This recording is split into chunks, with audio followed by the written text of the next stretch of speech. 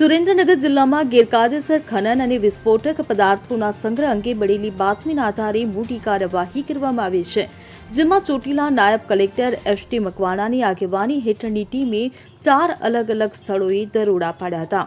ત્યારે આ કાર્યવાહી દરમિયાન aluminium super electric detonator, solar cord, eco prime અને સુપર પાવર 19 જેવા વિસ્ફોટક પદાર્થો મળી આવ્યા હતા. તપાસમાં જાણવા મળ્યું કે આ તમામ વિસ્ફોટક પદાર્થોના પરવાનેદારોએ એક્સપ્લોઝિવ એક્ટ 1884 અને પીએસઓ ગાઈડલાઇન્સનું ઉલ્લંઘન કર્યું હતું.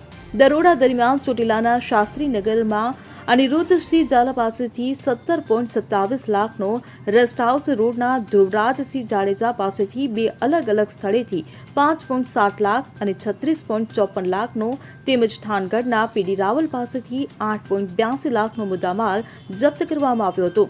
કુલ મળીને 67.73 લાખની કિંમતનો વિસ્ફોટક પદાર્થોનો જથ્થો સીઝ કરવામાં આવ્યો છે. તો તંત્ર દ્વારા તમામ ગોડાઉન સીલ કરી દેવામાં આવ્યા છે અને પરવાનેદારો સામે કાયદેસરની કાર્યવાહી શરૂ કરવામાં આવી છે. Bureau report CN24 news. હવે જુઓ દેશ દુનિયાની તમામ ખબરો તમારી આંગળીના ટેરવે.